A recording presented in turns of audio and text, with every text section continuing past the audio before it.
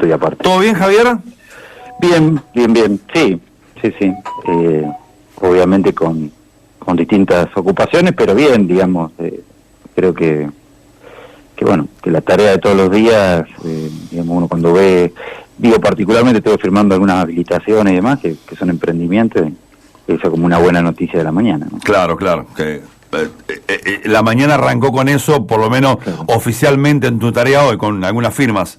Claro, y cuando uno firma habilitaciones, cosas que van para adelante, también, digamos, es un incentivo en papel, pero uno lee nombres, personas y familias que deciden emprender, eso es positivo. Vos sabés que yo pienso, Javier, que a veces, ayer lo comentaba en una editorial, digo, yo no le puedo decir al intendente hoy en la nota, Javier, el barrio Barraca está reclamando un regador, el barrio Perón está reclamando las calles. Digo, a ver, yo sé que vos sos mucho de bancar a tu funcionario, porque si no, no los tendrías. ¿No están un poco aburguesados algunos funcionarios, Javier? No, yo creo que se trabaja todos los días, obviamente que siempre hay que mejorar y siempre quedan cosas que se van desatendiendo y que hay que todo el tiempo, yo siempre digo que el motor de la gestión y el día a día es, digamos, el llamado a atención del vecino. Siempre el municipio presta alrededor de 260 servicios, y siempre el primer contacto y la posibilidad que tienen los municipios, digamos, como gobiernos locales, es que ese llamado de atención, ese reclamo, esa queja o esa solicitud sea la nafta de la gestión. Obviamente que hay que tomarlo así, siempre lo tomo así, sobre todo cuando son servicios corrientes. Claro. Y cuando uno ve una problemática en un determinado lugar, bueno, hay que cambiar algunos sistemas y demás, y a veces son descuidos. Así que creo que los funcionarios tienen que estar en eso. Cuando me llega a mí, el reclamo obviamente es mayor, ¿no?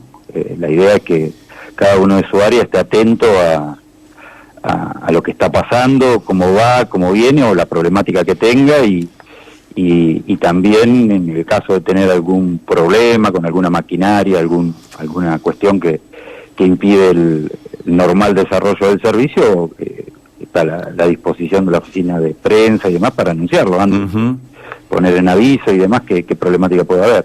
Pero creo que es el alimento diario de una gran cantidad de servicios que hay que estar mirando todo el tiempo y llamando la atención. Javier, cuando me imagino, Marcelo el otro día lo remarcaba mucho y lo resaltábamos mucho acá, qué bueno esto, parece una cosa sencilla, pero hay un gran trabajo detrás de 3 personas que están al frente, pero me imagino que después habrá otro trabajo. El caso de los que están en el cine y que ayer, por un ejemplo, estuvieron en Zumbla. Sí, la verdad que el centro, bueno, nadie puede desconocer, digamos, a esta etapa ya de la pandemia, que la columna vertebral de la gestión de la pandemia se basa en 3 grandes acciones, ¿no? 3 grandes focos, ¿no? Principalmente del municipio tenemos atención en 2, que nosotros llevamos adelante, y, bueno, particularmente la atención de la enfermedad y preparar el sistema de salud, que ahí la verdad que bueno, digamos, uno pudo ver que el hospital, más allá de la adversidad de la pandemia, siguió creciendo y la comunidad siguió ayudando a través de la asociación, a través de la comunidad misma, y también el trabajo del personal. Y la segunda es el testeo y el aislamiento, que ahí está el trabajo de trazadores y el testeo que sea principalmente como se hacía anteriormente con el trabajo del servicio de laboratorio del hospital, con el personal del hospital y demás, y ahora la ampliación del testeo en la comunidad, que arroja resultados que son positivos, ¿no? Y sí. Hoy a casi 410, para ser exactos, testeos, la positividad es del 3,42, testeos en la comunidad, ¿no? Estamos hablando de testeos sin síntomas, ¿está bien? Claro, tal cual, sin síntomas. Claro. Y nos arroja una positividad del 3,42%. ¿Y qué dicen los médicos? ¿Eso está bien? Claro, la Organización Mundial de la Salud dice que en testeos en la comunidad el nivel óptimo es por debajo del 5% de positividad. Y es importante el testeo en estos momentos, y yo creo que eso es una pata que se ha aflojado un poco, sobre todo con el avance de la vacunación, como acción, ¿no? Yo veo muchos municipios y demás que han abandonado el testeo, y yo creo que es importante en el sentido de tener una lectura sobre todo cómo está avanzando el efecto de la vacunación, donde claramente actúa sobre la virulencia de la enfermedad, o sea, sobre los efectos de la enfermedad, pero no genera menor contagiosidad. Uh-huh. Entonces, ha hecho que el virus sea hoy más invisible que lo que era antes. De hecho, nosotros estamos registrando, sobre todo en personal de salud o personas que tienen las 2 dosis, donde claramente la positividad y son totalmente asintomáticos. Claro. Entonces, ha logrado bajar la virulencia de la enfermedad, claro, pero no la contagiosidad. Claro. O sea, tenemos más casos y demás. Y es por eso que, y digo, mirando la estadística, hablando con otros intendentes y demás, que se ha bajado eso cuando uno ve la tasa de hospitalización o la tasa de camas, de ocupación de camas, y la letalidad, donde a veces no se condice los porcentajes con los positivos, que creemos hoy que ya hay que mirar distinto la estadística por estas circunstancias del avance de la vacunación, ¿no? El índice de vacunación y el efecto de la vacunación con respecto a la enfermedad. Que no, digamos, no soy especialista, pero basta haber vivido lo que fue la gripe A en el 2009, donde hoy todavía seguimos conviviendo con la enfermedad, pero ha logrado la vacunación de todos los años, antigripe, espalda, influenza y demás, uh-huh, bajar a esa patología que sigue siendo contagiosa y demás, pero ha bajado su gravedad al ser una patología leve, digamos. Entonces, ese va a ser el escenario, por lo menos lo que se puede observar en los países centrales, donde van en otra época del año adelantado, digamos.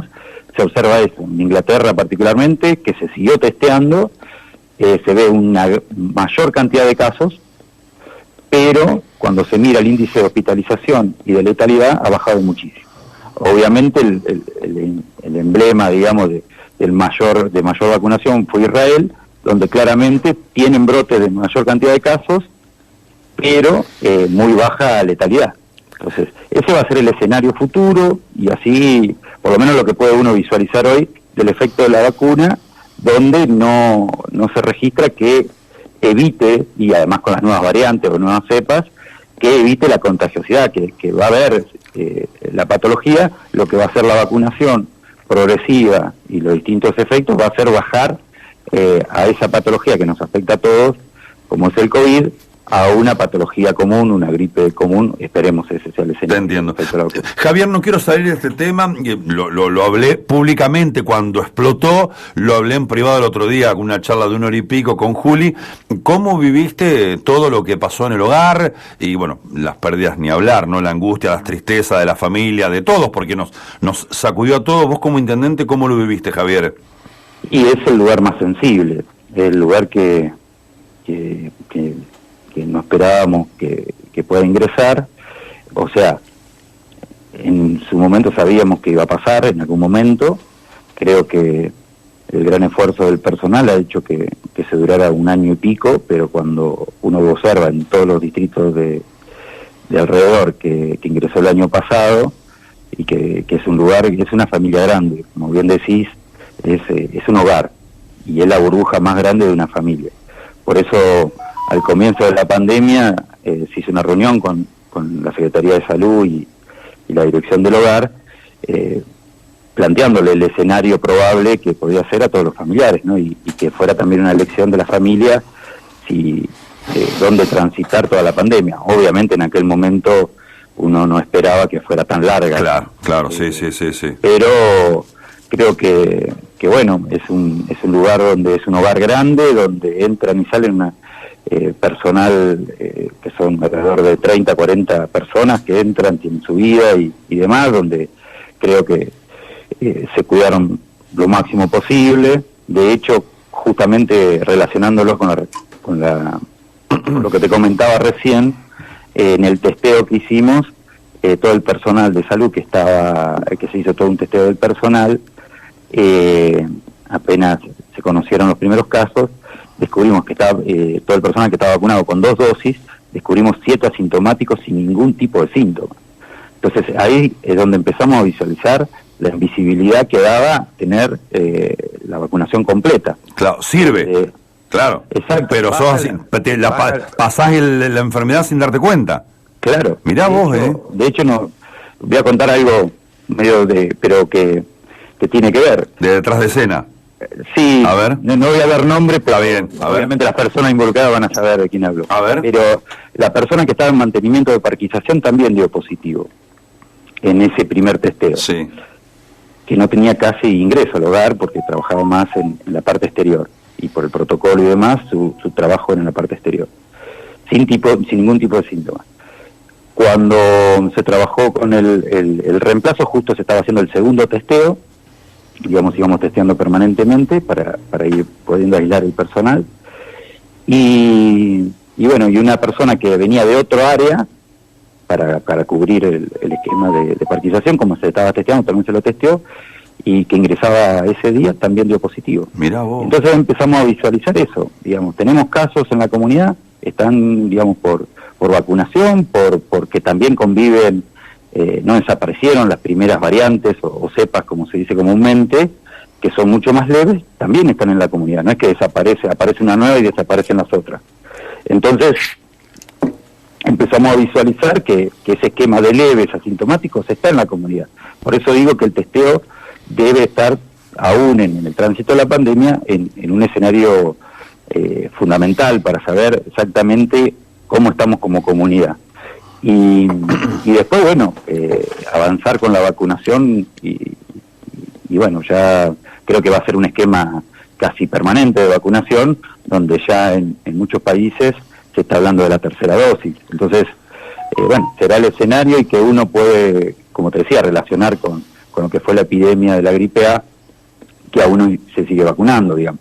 El escenario es que la vacuna contra el COVID es una vacuna que viene a quedar en el calendario de vacunación anual. Claro, no hay dudas de eso. Javier, ¿en algún momento se pensó en algún mano a mano telefónicamente? ¿Juli te ofreció la renuncia, algo o no? No, nosotros, digamos, primero lo que más me preocupó es la atención de la situación. Encima él estaba también con COVID, pobre, en su casa. Sí, claro, los primeros días no, después... Claro, 2 o 3 días. Exacto, empezó con síntomas, de hecho tuvimos un par de reuniones presenciales donde, digamos, si bien no estuvimos con todas las medidas de cuidado y no llegué a hacer contacto estrecho, me hisopé y demás, para no digamos, generar problemas. Te entiendo. No sé, y bueno, después él entró en coso, hicimos el reemplazo, entró en aislamiento por ser positivo, entró en aislamiento y cambiamos el esquema de gestión de la situación, donde se hizo un cargo de el director de tercera edad y capacidad, que es Fernando Saliaver, y trabajamos con el hospital en la coordinación y la ayuda con una coordinadora que había trabajado, una enfermera que había trabajado en el área de aislamiento, generar dentro del hospital el mismo servicio que pudiera hacer de internación en el hospital, aún con pacientes que no estaban, que eran leves, pero tener ya un esquema interno, bueno, trabajar con el personal disponible. Digamos, la idea siempre fue atender la situación, creo que es lo que realmente hay que trabajar, y con respecto a la función y demás, siempre queda tiempo para el análisis y demás, pero Está bien. me parece que era muy importante, había una situación muy compleja en cuanto a cada vez que testeábamos, personal que no podíamos disponer, porque obviamente tenía que... ¿Qué momento se habrá vivido internamente todo eso? Fue... Yo lo charlé con Juli en privado y queda en lo privado, ¿no? Pero ¿qué momento se habrá vivido?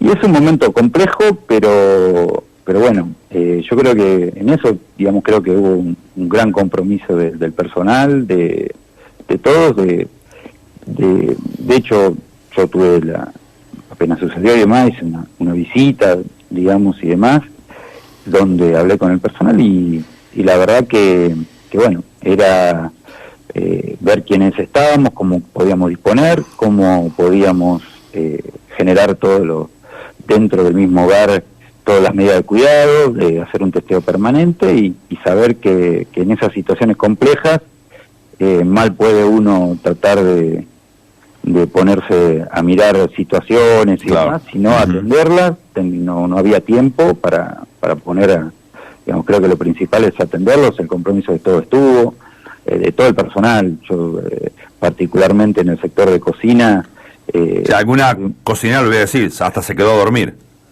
Sí, hay que decirlo, de enfermera también, que no les correspondía. Sí, tal cual. También hay que decirlo. Yo lo sentí en esa visita, pudimos hablar y ese compromiso se dio. Bueno, un esfuerzo extra pero sobre todo creo que lo que motiva al personal y demás es lo que gracias a Dios tenemos como comunidad, que la humanidad de la situación, el cariño por cada uno de los abuelos y entender que es una situación compleja. Como te decía, como una gran familia que tiene que resolver una situación muy difícil. Javier, cambio rotundamente la información. No me gusta preguntar temas personales, pero te vas a dar cuenta que sí, que lo puedo tocar públicamente, porque me autoriza y me dice, el 31/7 va a ser 8 años que estoy esperando cobrar mi jubilación. Me lo cuenta Celia Broto. Sí. Ya lo sabes al tema porque me lo dijo. Sí, estuvimos... es un grupo de jubilaciones que venimos gestionando, digamos, de todos los niveles para poder sacar una complejidad que se dio en su momento con lo que eran las moratorias de ANSES y con respecto al IPS, donde una resolución del IPS determinó que no se reconocían los aportes comprados o las moratorias del ANSES por no tener convenio. Ese corte generó que en ese entremedio muchas personas se pudieron jubilar y esa resolución cortó esa situación. Tuvimos que hacer todo un trámite de realizar nuevamente los expedientes y demás para que puedan jubilarse. Particularmente viajé varias veces al IPS, se reencausaron los expedientes, la mayoría salieron y quedan como el de Celia y algún otro más que quedan pendientes de esa resolución, digamos, del IPS, pero ya estaban encausados los trámites. Tenemos demoras, de hecho, uno de los viajes va a ser, porque tenemos demoras en las jubilaciones y en las pensiones del IPS, que hoy siguen cobrando. Tenemos jubilaciones o pensiones de 3 años, que también es un periodo muy largo, donde están cobrando el anticipo jubilatorio o la pensión del municipio y todavía no sale la jubilación.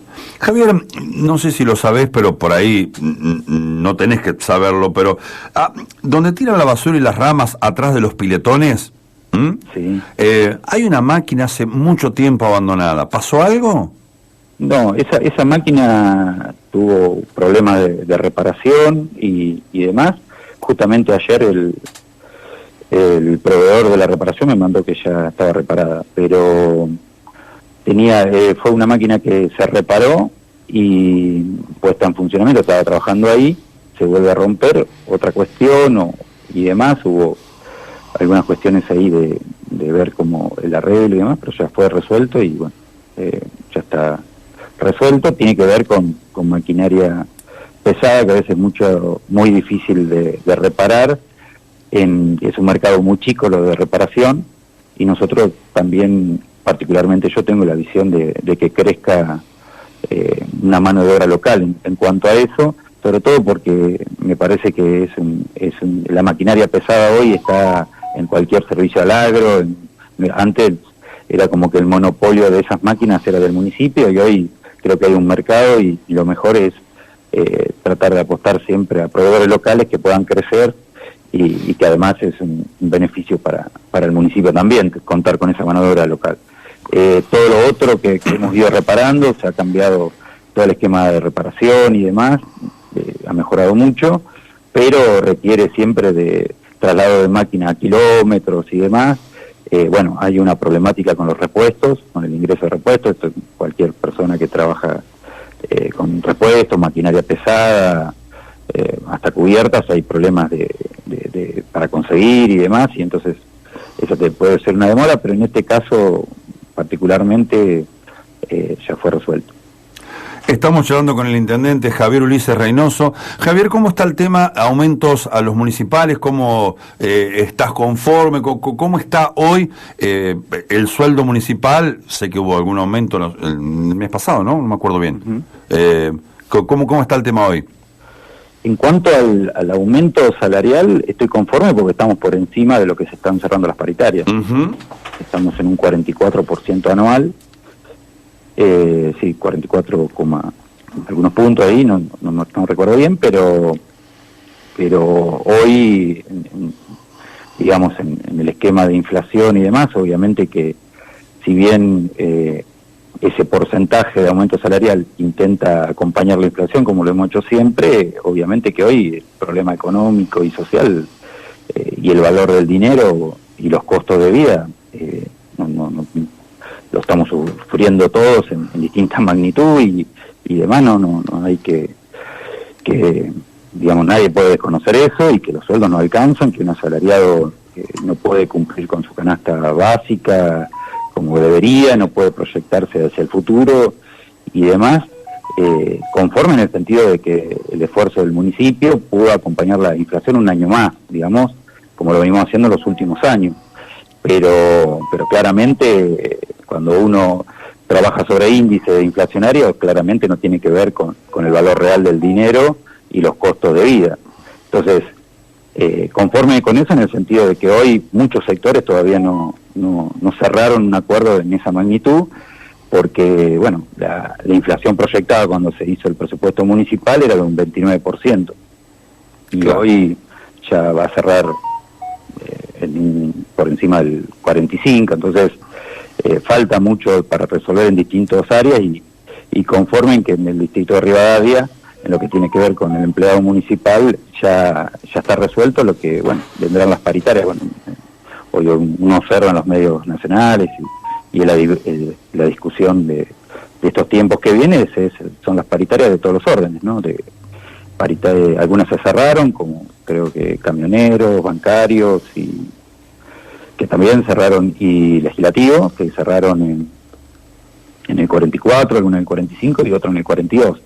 O sea, estamos en eso resuelto y sobre todo en el esquema municipal en general, conociendo la situación de otros municipios, no está resuelto el aumento y la paritaria, y mucho menos en ese porcentaje.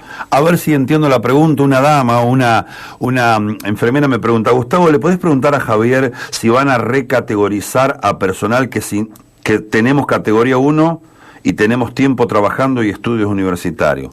¿Se entendió? Creo que sí, ¿no? Nosotros vamos recategorizando continuamente, hay algunas variables que vamos analizando continuamente, que es el tiempo que lleva en esa categoría, cuando se perfeccionan en lo que tiene que ver con haber logrado el título y demás, también como un incentivo y un acompañamiento a ese esfuerzo personal, también se generan recategorizaciones, sí.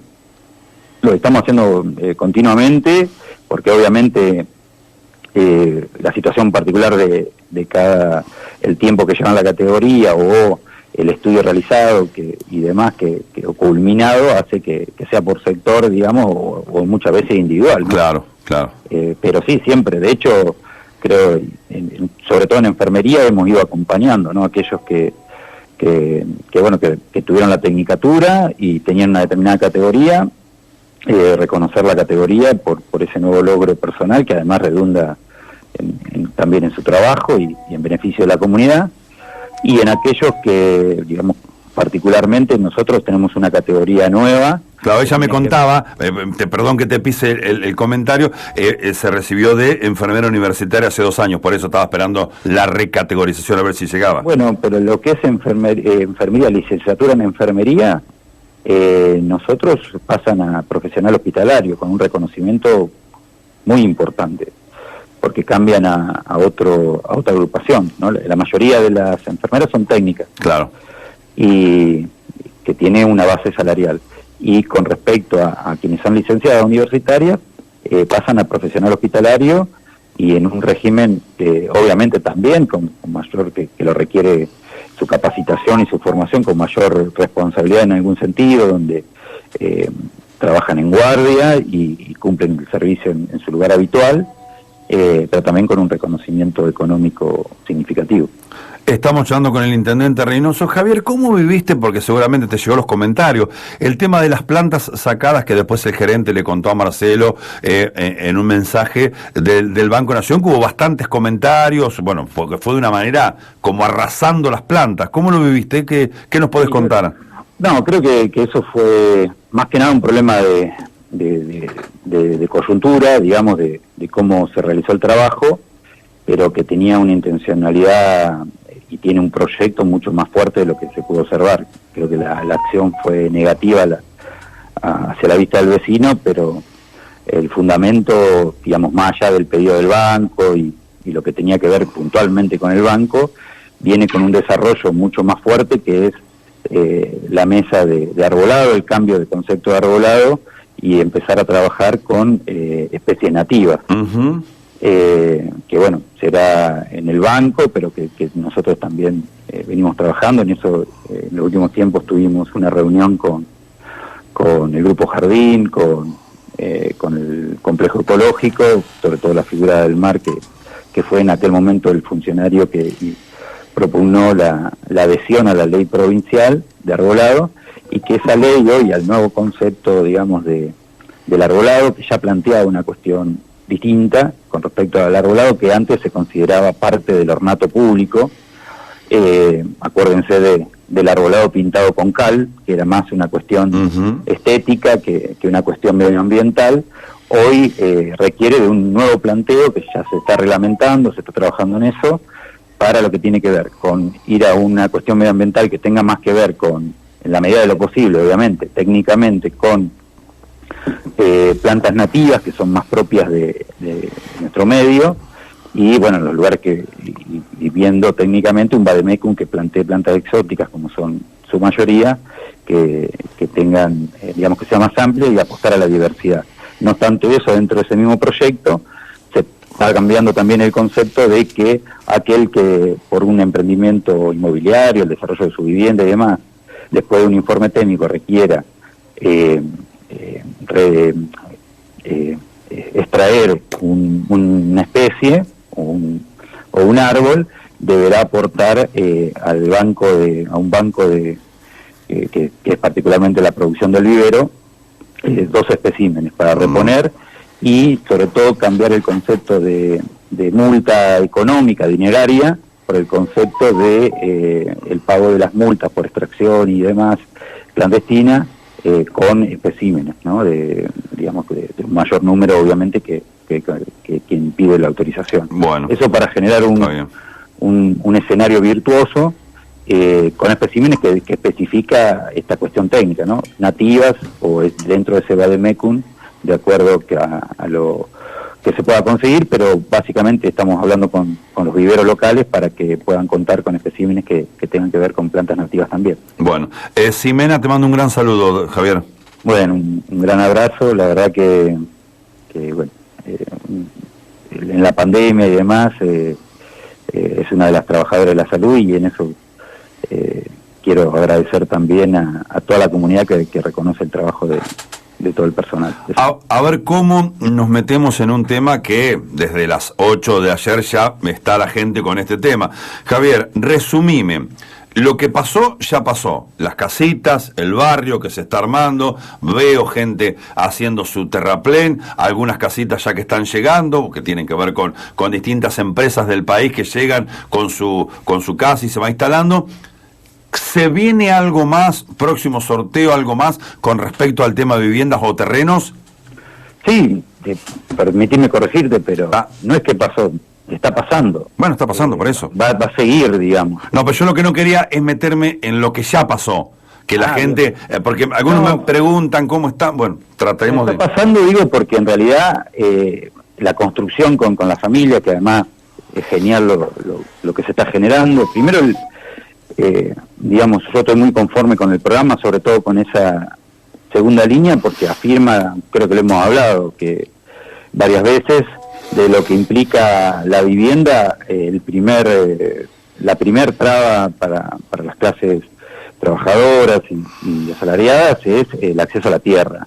Y eso hoy se puede visualizar en algunas cuestiones que están pasando a nivel nacional, donde el Estado Nacional, al querer avanzar en planes de vivienda, encuentra que no tiene tierra, y bueno, ahí aparecen distintas visiones y algunas soluciones que son para un largo debate, que tienen que ver con la tierra ociosa y demás, pero que claramente ese era el problema. Y yo lo pude visualizar, y por eso pudimos trabajar en este programa, porque lo visualicé siendo secretario de gobierno en lo que fue el desarrollo del Procrear.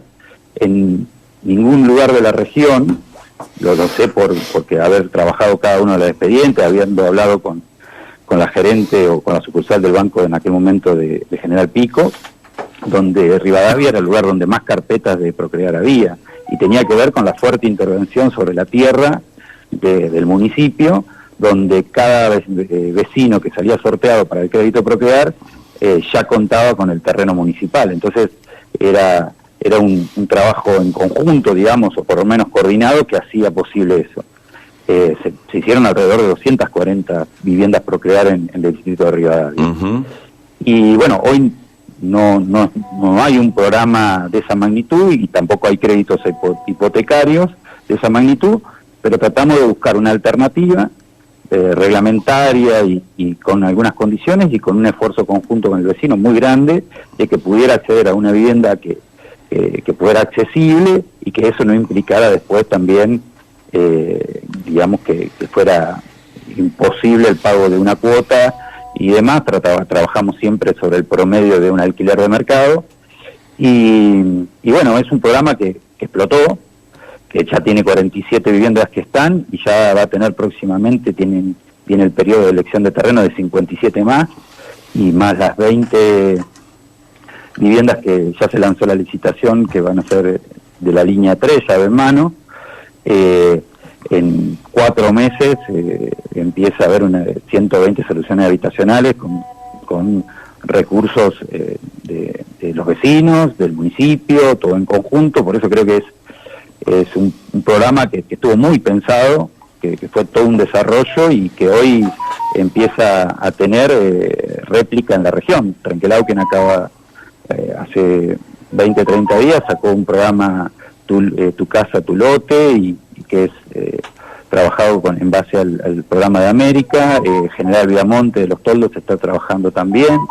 Hay un montón de lugares donde la situación es similar en todos los lugares, y bueno, empieza a tener sus frutos, y donde lo fundamental fue el desarrollo durante años de un banco de tierras que permitiera que el municipio pudiera tener tierra en condiciones para poder, digamos, brindar a la comunidad. Y cuando digo la línea 2, ¿por qué? Porque hay un montón de cuestiones que se benefician. Esas 100 familias que acceden por la línea 2 son 100 familias que no compiten por las 20 casas en el sorteo. Entonces eso beneficia también a que podamos ir segmentando las necesidades, las oportunidades de cada familia, y que podamos llegar a mayores lugares con mayor justicia, ¿no? Siendo más justos en qué es lo que requiere cada familia y cómo optimizar los recursos. Entonces, me parece que es algo que vino para quedarse. De hecho, ya estamos trabajando en un nuevo loteo. Están avanzando los loteos privados, donde particularmente ahí funciona la línea 1. Todavía falta algunas cuestiones de infraestructura en esos loteos privados para poder poner a licitación lotes en esos lugares. Me parece que es un esquema que bueno, que los municipios tuvimos que ir aprendiendo cómo intervenir, y que claramente el diagnóstico era el acceso a la tierra. La vivienda, la construcción de la vivienda, si sea industrializada y demás, ya es la oportunidad de las clases medias que veíamos en el sector privado se está tomando. Entonces veíamos la posibilidad, con el recurso que puede tener, el ahorro que puede tener una familia, poder llegar a la compra de una vivienda y acceder a la tierra, y eso nos daba un espacio para poder ir construyendo también, bajando costos para aquellos que requieren directamente la vivienda llave en mano. ¿Hay algún, pues veo que el celular tac me pregunta esto, ¿cuándo es el próximo sorteo de los terrenos? ¿Está bien la pregunta? No, sorteo en esa línea no hay. No, listo. Hay sorteos solamente en lo que tiene que ver con las casas llave en mano. Claro. Acá me dice una chica, yo me rompo el alma trabajando en negro, no tengo la culpa, me dice, claro, no puedo comprar la casa, por eso queremos el terreno para empezar a edificar nosotros. ¿Eso se va a poder hacer? Eso es, para poder edificar es terrenos por licitación. Claro. Licitación social a un bajo costo, como ya se ha hecho en otros momentos. La línea 2, quien hace el esfuerzo de poder llegar a una casa, tiene la oportunidad de llegar a una casa, nosotros le adjudicamos directamente el terreno. Lo que sí vamos haciendo son etapas, porque tenemos que llegar con la infraestructura, porque además todavía estamos cumpliendo con esta primera tanda de 47. Esta semana empieza a colocarse las medianeras. Hace poco tiempo la cooperativa está terminando la electrificación. Tenemos que avanzar con el alumbrado público, que también ya estamos determinando, y las medianeras porque creemos y apuntamos, porque también no es, tampoco, eso es lo que decía de un programa estudiado y planificado, que tiene que ver con dar una condición de barrio como cualquier barrio se conformó en el distrito de Rivadavia. Uh-huh. Esa posibilidad de tener su lote identificado, y como la medianera es generalmente lo que uno deja para lo último, digamos, porque obviamente los recursos tienen que ponerlo en su vivienda, pero que hacen al barrio y a la convivencia es muy importante, y es donde ahí tratamos desde el municipio apoyar con esa infraestructura. Pero claramente viene una segunda etapa que ya se cerró, o por lo menos se cerró en la cantidad de lotes que teníamos, que son 57, que ya tienen sus beneficiarios, pero viene un sorteo para la elección del lote. Si es a ese sorteo al que se refiere, es el sorteo que como hicimos con las primeras 47 familias, claro, se sortea el orden de prioridad para que vayan eligiendo el lote, los lotes disponibles. Superado esos 57, obviamente también tenemos que avanzar con la infraestructura, puesta en condiciones de los terrenos y demás. Ya estamos trabajando en otro loteo para volver a abrirlo, pero el vecino que viene y completa su carpeta dentro de ese periodo accede directamente al terreno. Esta pregunta, a ver, yo creo que ya la contestaste, pero por las dudas. Gastón me pregunta, consultar en qué fecha estimada es la licitación para los terrenos, modalidad construcción tradicional propia. Claro, bueno, eso dependemos, porque eso es lo que se viene trabajando desde el Banco de Tierras con lo que es la plusvalía. Son los terrenos que deben dejar para el municipio aquellos que emprenden un loteo por ese cambio de urbanización. Son terrenos que se compran en una licitación social. Estamos esperando porque queremos claramente que esté toda la infraestructura. La infraestructura necesaria y básica es la electrificación. Puesto en condiciones eso, porque avanza con el loteo privado, no es una gestión propia del municipio. Cuando están en condiciones de venta, el municipio los va a poner a la venta, ya están identificados, ya se saben cuántos lotes se disponen. Ahí directamente se van a licitar esos lotes, y además el beneficio que tiene esa línea, esa modalidad, es que compra un lote en un loteo privado a un valor totalmente fuera de mercado, que es social. Está bien. Yo no puedo preguntar temas individuales, gente, porque si no, no terminamos más la nota y tengo otros temas importantes. Javier, vos estás de acuerdo, vos querés que vuelvan las clases ya, ¿verdad, no? Por lo que te he leído en redes sociales. Sí, primero porque, bueno, yo cuando hablaba de la gestión de la pandemia, creo que eso es lo que falta. Yo particularmente, pero no por una cuestión de que lo diga yo o lo que piense yo. Lo están diciendo los especialistas, que en el último tiempo no están siendo tenidos en cuenta como al principio. Cuando digo esto, digo porque la doctora Ayala, donde yo he participado de videoconferencias y que es parte del consejo de asesor del gobernador y demás, ha planteado que no tiene ninguna duda de que tienen que volver las clases. Pero además, salgamos de la ciencia, que por ahí no somos especialistas. Uh-huh. Hace 20 días que comenzaron las clases en el conurbano, con otra movilidad, con transporte escolar, con mucho más complejidad para el control de la pandemia, testeos, aislamientos, mucho más difícil. Y los casos siguen a la baja. Y nosotros, la estadística local, que ya también en un año y medio de pandemia tuvimos 5 meses de presencialidad, no registramos ninguna contaminación de burbuja.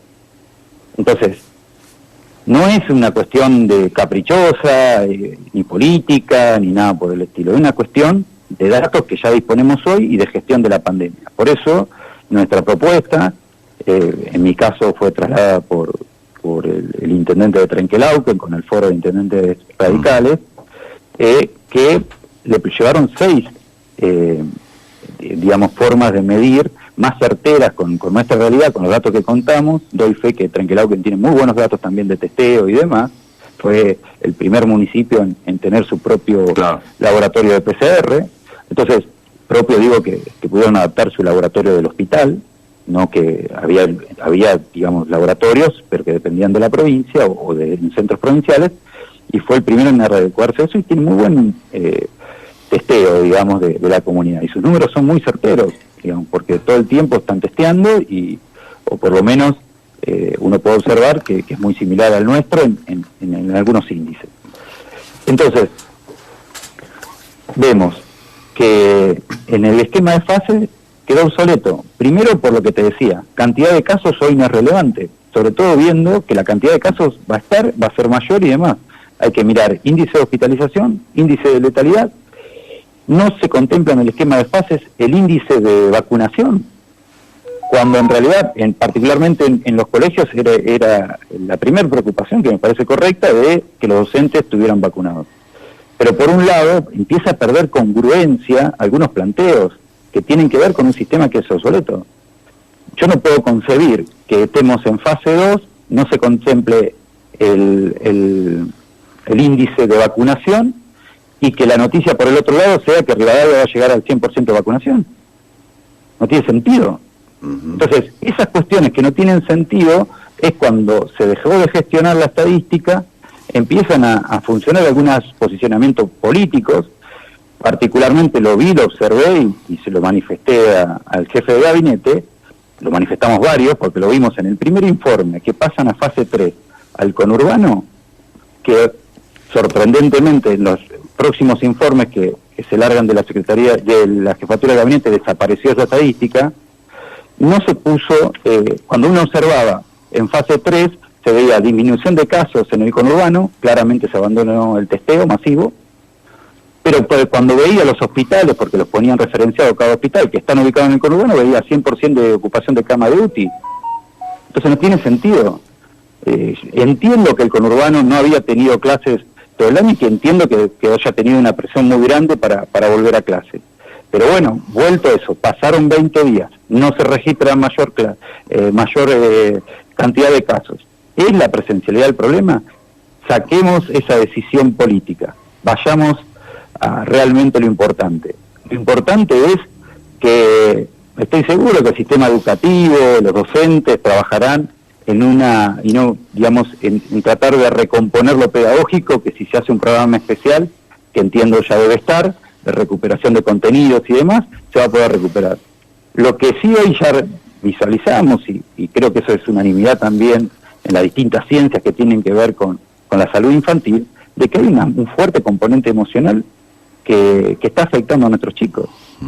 Y eso es observable por el papá, es observable por el docente que viene trabajando en la virtualidad y observa que ya el seguimiento es muy difícil, o seguir trabajando con esa modalidad es muy difícil, lo observa uno en la conducta de los chicos, lo puede observar un montón, y algunas patologías que ya son observables que también lo empezamos a ver en el hospital.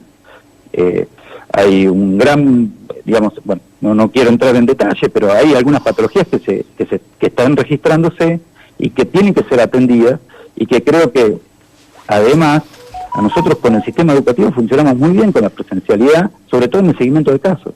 Era una fuente para el equipo de trazadores, una fuente muy rápida de identificación de algún caso, y también todos aprendimos los hábitos de cuidado de la higiene más primaria, que puede ser el lavado de manos, cepillado de dientes y demás, lo aprendemos en la escuela. Y en nuestra comunidad pierde sentido común porque es observable, y es ahí donde queda en el medio la comunidad. A mí particularmente me duele mucho que agentes locales en estas problemáticas que pierden sentido común que generan distintas opiniones, generen divisiones locales en agentes que no pueden cambiar esas decisiones, que son caprichosas y que pierden sentido común cuando uno las observa. Las observa porque no se puede, a ver, le planteamos también en la Secretaría de Deporte, la semana pasada hubo una reunión para seguir adelante con los Juegos Bonaerenses, pierde sentido común. Es verdad, me sorprendí. Es verdad, yo me sorprendí. No tiene sentido, es la misma población que debería estar en las escuelas, entonces van a participar los bonaerenses si no hay clases presenciales. Entonces, y esas cuestiones generan todos resquemores. Yo, digamos, siempre he tratado de ser un agente de diálogo, he cumplido con todas las cuestiones de la provincia. Nadie me puede indalgar no haber apostado a la vacunación. Fui el primer intendente de la oposición en toda la región de apostar a la vacuna, porque lo vivíamos, porque lo sentimos y porque además vemos que era de esa columna vertebral el eje central de poder empezar a resolver la cuestión de la pandemia.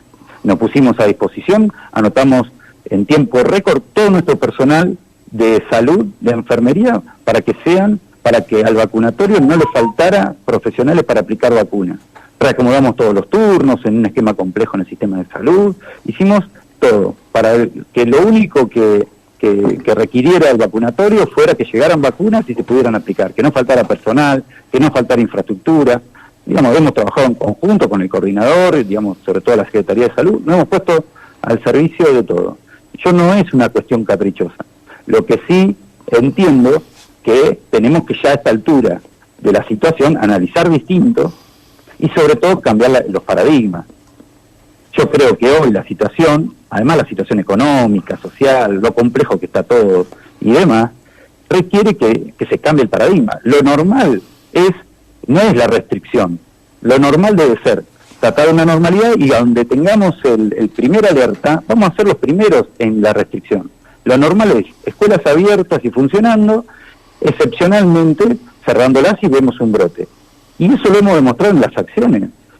Particularmente nosotros determinamos, porque lo veníamos observando, apretamos primero la alerta de comportarnos y pasar a fase 2, porque lo veníamos observando antes, 5 días antes que la provincia, que va determinando cada una semana.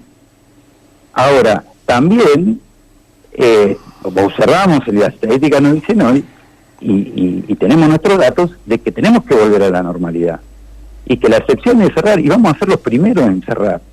Sí, obviamente empezamos a ver, porque me van a llamar del hospital y me van a decir, tenemos que ampliar la zona de aislamiento, tenemos cama, no vamos.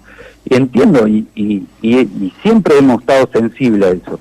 Y más en el estado de situación, de cómo está todo, de cómo tenemos que seguir adelante, y sobre todo el horizonte que te planteaba hoy al principio. El horizonte es convivir con la enfermedad, apostar a la vacunación para bajar la gravedad, para que no tengamos que sufrir más víctimas, pero sobre todo tratar de seguir la vida adelante. Y no va a desaparecer no va a haber un día que digamos, bueno, desapareció la pandemia. Javier, ¿y cómo viviste el cartel que le pusieron a Marta Cucurul frente a su despacho? Yo he hablado con Marta y en su momento al principio y del reclamo de los padres. No comparto la metodología, no es como no la comparto, digamos, me ha sucedido a mí, tampoco, digamos, yo he tenido pancartas, he tenido protestas y demás, y la verdad que entiendo que bueno, es parte de la regla del juego, es parte de la función pública, estar expuesto y demás. Yo entiendo que justamente esas son las cosas que me duelen. Yo le planteé particularmente a Marta en la primera reunión que yo tuve con padres autoconvocados y demás, de poder tener una reunión y que yo iba a estar presente y iba a garantizar la tranquilidad de la reunión y sobre todo el respeto y que cada uno pudiera explicar. Yo, digamos, particularmente me ha tocado estar en muchas situaciones que no tenía ningún esquema de resolución. Me ha tocado particularmente las inundaciones en su momento y yo no era quien podía manejar el agua, la canalización no es competencia del municipio, pero entendía que soy el agente, soy el Estado local. No hay otra referencia y que podía plantear y que seguramente porque somos vecinos, porque nos entendemos y demás, cuando uno explica cuál es su función, qué es lo que puede hacer, no tiene que haber ningún problema. Me tocó con el cannabis, yo tuve una protesta de cannabis y yo no puedo legalizar el autocultivo de la marihuana o el cultivo de la marihuana. Pero también entiendo que un montón de personas que requieren de la medicación y demás encuentran digamos, necesitaban plantearlo ante las autoridades, y la autoridad local soy yo. Me tocó una protesta docente con un reclamo salarial que vinieron al municipio. Tampoco manejo los salarios de la provincia ni nada por el estilo, pero también tengo que escuchar y resolver y tratar de ser un agente de llevar a los ámbitos, por lo menos de opinión, de digamos lo que estoy viviendo en mi comunidad. Y yo creo que eso se puede hacer siempre con reglas claras, sabiendo cuál es la función y demás. Y me parece que eso es sentarse a dialogar, somos vecinos ante todo, cada uno tiene su rol. Yo no creo en los sectores públicos, y en las buenas también construir en la medida de lo posible para nuestro desarrollo. No creo que... Me duele mucho a mí esas situaciones, porque las vivo particularmente, porque me ha colocado de acuerdo en algunas situaciones con gente que quiero, que son vecinos, amigos y demás, en una posición encontrada, a veces errónea, pero que siempre, yo estoy dispuesto al diálogo siempre, con quien sea, porque primero siento eso, primero somos vecinos, tenemos un problema, y si uno cree que pelearse con su vecino, o manifestar encontronazos y demás con su vecino es parte de la solución del problema, bueno, está muy equivocado, tiene dos problemas. Tiene el problema que sigue estando y el otro problema que es el daño que nos ocasionamos entre las personas. Javier, hoy, por lo que vi en las redes sociales y alguien me lo ha contado, hay una reunión por Zoom vía política, ¿no?, de Rivadavia Primero, ¿está bien así? Sí. ¿Y hoy ya salen los nombres o no? ¿Cómo va a ser la metodología de Rivadavia Primero en este 2021 con pandemia a nivel político? Y la verdad que nos lleva a la gestión... Primero, la gestión política es dificultosa, pero bueno, creemos los que estamos en política y creemos que nuestro país, nuestra provincia, nuestro distrito siempre requiere de la política para salir adelante. Y bueno, estamos en un año electoral, tenemos que empezar a trabajar. Rivadavia Primero siempre trabaja con un esquema participativo de asamblea y demás. No podemos hacerlo en el esquema presencial, obviamente por las razones son conocidas por todos, pero bueno, hemos tratado, es una imposibilidad, es muy difícil. Hoy hablaba con amigos, militantes y demás, que va a ser complejo conectarse, pero bueno, algunos están recurriendo a algún hijo, a algún vecino y demás que le pueda ayudar a conectarse. La idea es, hoy de la asamblea tiene un orden del día, digamos, sencillo, pero porque además requiere un orden del día ordenado, porque es muy difícil la forma de reunión, de asamblea con estas plataformas, pero particularmente es reunirnos, plantear el esquema, primero porque ya está la fecha, la más próxima es la adhesión a las alianzas, y Rivadavia Primero es una agrupación municipal que tiene que determinar eso como primer punto. El segundo punto es cómo vamos a tratar de suplir, mejorar o adaptar a la nueva tecnología a la grilla. Digamos que claramente no es muy difícil que pueda ser presencial, porque caeríamos en el absurdo que puede haber retrasado las pasos, que como se determinó a nivel nacional y provincial. Es ilógico que podamos hacer una elección presencial, estaríamos cayendo en una incongruencia, pero bueno, buscar alguna alternativa de participación que nos permita un esquema similar, y bueno, y después construir entre todos. Hay nuevos agentes, hay personas que siempre se suman en este esquema de asambleas, de nuevas ideas que plantean los vecinos, los amigos y militantes, para conformar una oferta electoral, como siempre lo hemos hecho, desde abajo hacia arriba, sobre todo pensando en lo local, ¿no?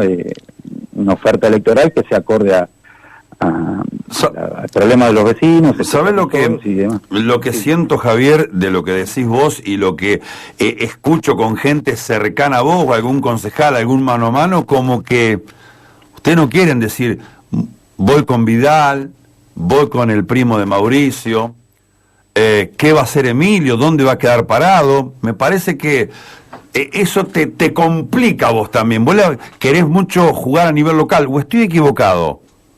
No, pero nosotros a mí no me complica para nada. Porque yo veo que Sergio está muy ligado a Emilio, pero si juega Vidal, ¿sabés qué? Pero particularmente no comparto porque Rivadavia Primero es una agrupación municipal y está inscrita y principalmente funciona así. Bueno, pero en el anterior ustedes fueron con Vidal y con Macri en la lista. Y anteriormente, pero vos sabés cómo está conformado nuestro partido. Uh-huh. Hay concejales o militantes que tienen que ver con el PRO y tienen sus contactos y demás con el PRO. Hay concejales o militantes que tienen que ver con la coalición cívica y funcionan dentro de... tienen sus contactos, sus grupos cuando digo contactos, qué sé yo, sus grupos y demás. Hay del MID y todos tienen libertad de construir desde su lugar. Y lo que sí está claro es la ideología de Rivadavia Primero, la dice el nombre. Para mí no hay ninguna duda. De hecho, yo soy militante de Rivadavia Primero. Rivadavia Primero, como conformación, elige estar en Juntos por el Cambio. Después Juntos por el Cambio tendrá su estructura, su decisión y demás. Después me pueden simpatizar más o menos algunos dirigentes, pero eso pasa en todos los lugares, digamos, en todos los partidos.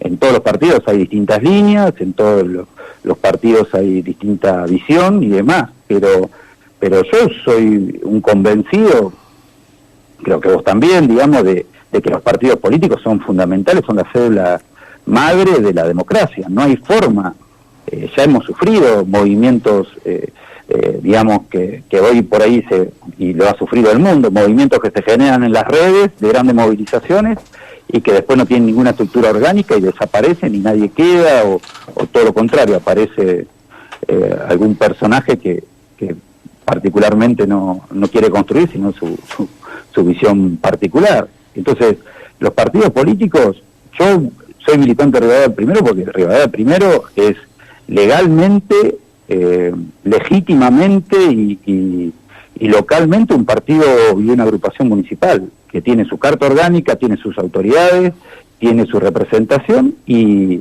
tiene un esquema de valores y de participación política que permite que cada uno, desde su mirada que decide estar en Rivadavia Primero, a nivel provincial y nacional, tenga su pensamiento, su trabajo político, pero a nivel local se aglutina en Rivadavia Primero como todo, digamos, ¿no? Uh-huh. Obviamente también un alto componente del radicalismo, digamos, algún sector del peronismo que decide en lo local Rivadavia Primero. Y después nadie tiene imposibilitado relacionarse y demás, y actuar, porque después sabemos que en la gestión, digamos, de un concejal, se nutre de su espacio, ¿no? Un concejal que tiene más afinidad con la coalición cívica, con el radicalismo, después en la gestión diaria, la agenda de proyectos y demás, la trabaja desde lo que esté planteando ese sector, lo trae a Rivadavia Primero, digamos, y localmente se trabaja como Rivadavia Primero. A mí no hay ninguna, no hay nada, y cuando tuvimos que ir con una boleta que tiene un determinado dirigente y demás, yo no veo personas. El gran problema de la Argentina y de la política argentina es personificar la política. A ver si entendemos de una vez por todas que lo que tenemos que apostar en la situación que estamos, y que es responsabilidad de toda la política, en la situación que está en nuestro país, con los índices de pobreza que está, que tenemos que apostar a dirigentes que vengan a resolver los problemas y dejar de añorar a personas que ya estuvieron, bien o mal, les parecerá bien o mal, pero ya estuvieron, y a veces me da la sensación de que estamos estancados, porque la gente vota una cosa, se defrauda, vuelve a votar la otra y se vuelve a defraudar, y la verdad que cuando uno mira los índices, vamos cuesta abajo, es un tobogán. Ahora en el tobogán nos vamos peleando a ver quién tiene más responsabilidad o quién tira más abajo al otro, pero la realidad, me parece que eso hay que tener cuidado como dirigente, porque hoy estamos toda la dirigencia en cuestión porque la gente está viendo que sus problemas subsisten y ve un escenario de la política hablando de qué dijo uno, qué dijo el otro, que sirve para las redes sociales, pero que no sirve para resolver los problemas concretos. Y lo que hay que hacer es una buena oferta electoral y que esas personas que representen cada una de las ofertas electorales se comprometan a resolver los problemas y a trabajar por los problemas, más que denotar al otro. ¿Va a haber nombres nuevos, Javier, a nivel local o puede haber repetición de nombres, qué sé yo, María Paula Barrebarona, se habla de Alejandro Soldati, que bueno, estarían ahí de vuelta con ganas de volver a la política Alejandro y Paula de continuar 4 años más? Y yo espero que haya las dos cosas.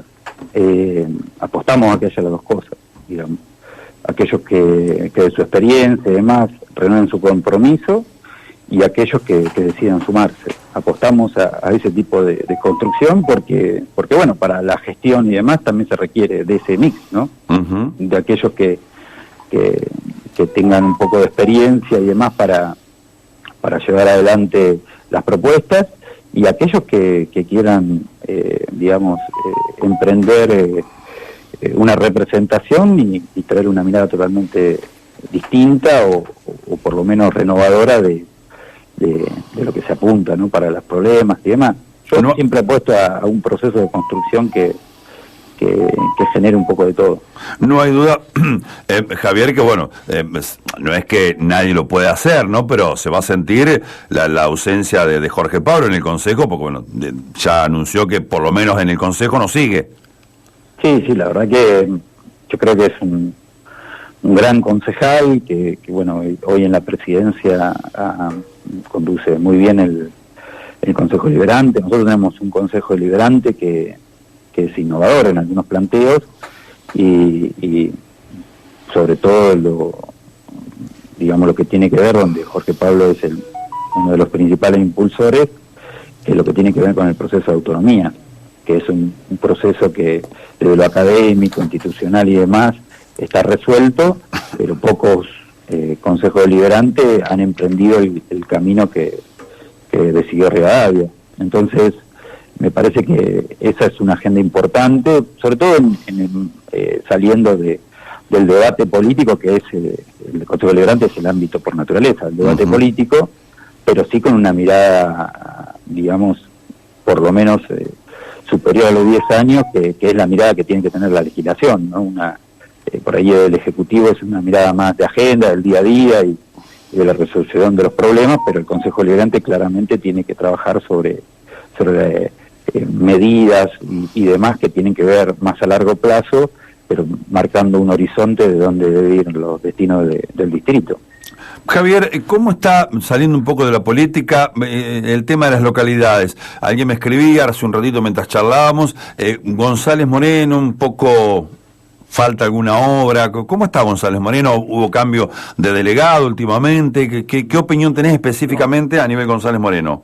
No, González Moreno, creo que hubo un cambio de delegado que también está trabajando y demás, pero yo veo, particularmente hoy se está trabajando en obras, se está culminando el taller protegido, ya está próximo a las aulas de la Escuela de Idiomas, donde se extendió la Escuela de Idiomas a las localidades, se está trabajando en una playa de camiones, obras de mantenimiento de lo que es el casco urbano y demás, y sobre todo en lo que tiene que ver con vivienda, ya cuenta con 19 lotes que se pusieron en condición para este programa Hogar, y habiendo licitado 5 lotes para vivienda y habiendo culminado en estos días la construcción de 2 viviendas por autoconstrucción que ya tienen sus adjudicatarios. Uh-huh. Me parece que hay un desarrollo. También en lo que tiene que ver con salud se viene trabajando, en nuevos profesionales. La verdad que yo veo, no sé de qué lugar se plantea, pero me parece que González Moreno tiene su proyecto de vivienda, tiene su proyecto de obra. Por la pandemia no pudimos llevar adelante la asamblea para para la reforma integral de la Plaza Central. Me parece que bueno, hay proyectos, hay forma de ir para adelante y me parece que el delegado está representando todo eso, más allá de mejorar algunos servicios y lo que tiene que ver más con los servicios diarios y las condiciones de los servicios. Creo que tiene un proyecto y que ese proyecto se viene viendo en concreción de lo que se viene trabajando, ¿no?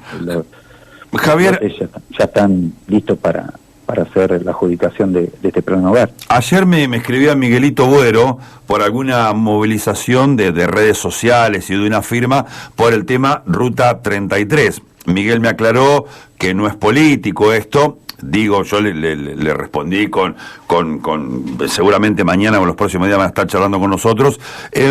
¿Cómo estás viviendo el tema de la Ruta 33? Sé que estuviste con Patricio García. Alguien cercano a Patricio me comentó anoche, yo le mandé un mensajito, y me decía que habría una licitación los próximos 10 días. Yo digo habría, vos por ahí sabés más que yo, porque sos el intendente. ¿Tenés alguna novedad? Ruta 33.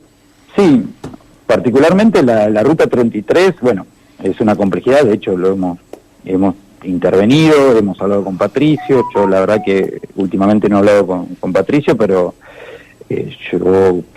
digamos, nosotros participamos en una reunión de este movimiento que se está haciendo por la ruta, donde nos convocaron los intendentes. Nosotros planteamos de llevar la inquietud al ministerio, digamos, de transporte para ver qué soluciones podríamos realizar y vialidad, pero también es cierto que digamos, la licitación es por 80 millones y cuando uno conoce los montos de asfalto es para bacheo, más o menos lo que se viene haciendo, digamos, que venimos haciendo nosotros. 80 millones de pesos en el tramo Trenquelauquen-Villegas es para asfalto, y lo conozco también porque la misma empresa que está realizando el asfaltado de las calles del barrio San José, se presentó en la licitación y me comunicó y he estado en conocimiento y demás, y de algo me había comentado Patricio que estaba en camino de licitarse. Creo que lo que plantea este movimiento de las distintas entidades intermedias y demás es un proyecto más integral de la ruta, marcando la importancia de la ruta con respecto al tránsito que tiene, que ya hoy tiene y demás. Yo creo que las dos cosas son positivas, digamos, pero también es cierto que, bueno, particularmente con Patricio, tendré que comunicarme nuevamente. Cuando nos visitó planteó algunas cuestiones que todavía no están resueltas, y bueno, en el medio me preocupa el estado de la ruta, accidentes que se vienen observando, y bueno, uno siempre ve con agrado que haya una licitación, que se haga un mantenimiento. Eso nos liberará a nosotros de la intervención en la ruta, que es compleja también para el municipio, intervenir en una ruta nacional con los riesgos y algunas cuestiones legales que son complejas. Así que bienvenido sea, y bienvenido sea también que desde las entidades intermedias, la comunidad, muy parecido a lo que hablábamos hoy de los vecinos con respecto a la queja, al reclamo, a la solicitud. Me parece que, bueno, esto es en otro orden más nacional. Me parece que es positivo que se lleve la necesidad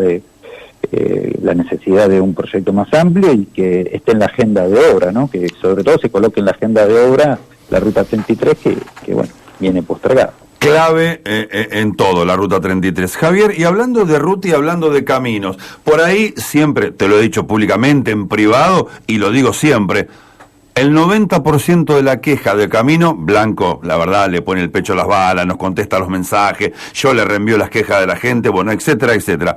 Digo, siempre es del empleado rural. El dueño del campo, no por X circunstancia, porque no querrá, porque no lo sufrirá, pero digo, el camionero, el transportista y el empleado de campo sufre esto. ¿Cómo está hoy el tema caminos rurales para vos, Javier? No, nosotros hicimos todo un programa de trabajo que me parece que viene dando su fruto. Ha cambiado muchísimo la situación, pero porque también el director de Vial cambió la metodología de trabajo. Nosotros, por la situación y demás, como te decía hoy, hicimos toda una auditoría de reparaciones para mejorar el esquema de reparaciones, y la verdad que mejoró. gestionamos por una obra hidráulica que había maquinaria vial y a costo del municipio en lo que tiene que ver con costo de personal y combustibles y roturas, posibles roturas, digamos, con Vialidad Provincia la ayuda con 2 máquinas y el director vial por el otro lado cambió la metodología de trabajo. Nosotros apuntábamos a un trabajo más, digamos, integral, y la verdad que reemplazó la metodología saturando en el sentido de poniendo más máquinas sobre un camino, y la verdad que le ha dado una velocidad impresionante. Ayer me pasó el informe de todo lo trabajado durante el mes y creo que está a la vista, digamos, que se ha ido mejorando. Obviamente que ante una lluvia y demás puede que estén golpeados y demás, pero sí los caminos en términos generales han mejorado, sobre todo en el armado del camino. Después es el mantenimiento de la carpeta superficial, digamos, que es lo que se deteriora cada lluvia y demás, pero en el armado del camino se ha mejorado muchísimo. Es notable, lo he recibido del sector, de vecinos y demás, como también, digamos, obviamente si hay algún camino y demás, puntualmente lo vemos, pero justamente de vecinos, docentes rurales y demás, en el último tiempo me ha llegado que estaba bien, inclusive por haberme llegado por esa misma persona un reclamo y después, digamos, el mensaje que agradezco también, ¿no? Del estado de cómo quedó luego que se trabajó. Así que creemos que ha mejorado. Yo, digamos, también en el número de máquinas hemos mejorado. Estamos apostando a la posibilidad de nueva adquisición de maquinaria y demás para seguir hacia adelante, pero me parece que en términos generales está mejor, y sí me parece que hemos encontrado una metodología que es mucho más certera, y también, por otro lado, habiendo probado y los resultados de lo que tiene que ver con el combate de la acacia negra, que es la invasión de árboles, ahora en la próxima temporada de primavera y demás vamos a continuar con esos trabajos, que bueno, lo que se pudo hacer antes en el periodo que se podía, la verdad que está dando resultados y que estamos conformes.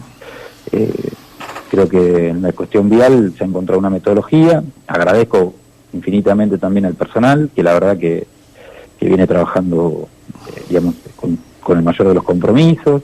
Hemos agregado un equipo de bacheo que también está a cargo de personal experimentado, digamos, del área, que trabaja puntualmente sobre, digamos, como se puede decir comúnmente, pozos históricos en algún lugar, donde se trabaja particularmente con una retropala y demás, que va haciendo esos trabajos para que después, cuando pasen las máquinas, no sea un problema y no se copie esa ondulación y demás, y que sea un problema recurrente.